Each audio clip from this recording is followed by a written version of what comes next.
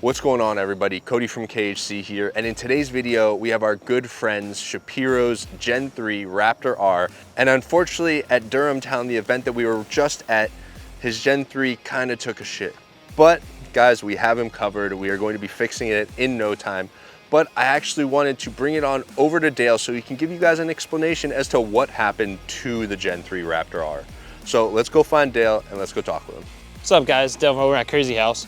So the Gen 3 Raptors, they come with a cast aluminum top hat, which as you see, cracks when you're running it pretty hard off-road. This guy definitely full sends it. We got him set up now with our stock width lower control arm setup with a Fox 3.2 coilover and our buckets in the top of it, because his other shock went through the top of it and damaged the top hat completely. That one already started to yank it. So we put our 14 Gen buckets in there. So if you guys had this problem with your Gen 3 Raptors, hit us up.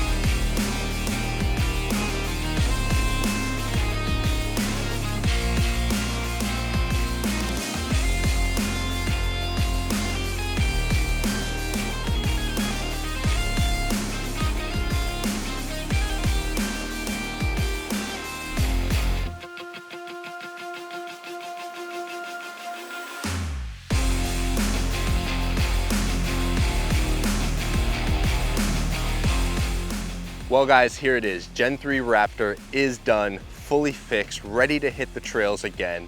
Now, just to give you guys an update on what it is that we did. To start off, we have Elevate upper control arms, KHC's lower control arms. We then did a Fox 3.2 coilover in the front with the live valves. We did KHC's front bump stop kit with the Fox bump stops. In the rear, we went with an RPG bump stop kit with the Fox bump stops. And then we also did Fox's 3.2 coilovers in the rear as well with those live valves, if I'm correct.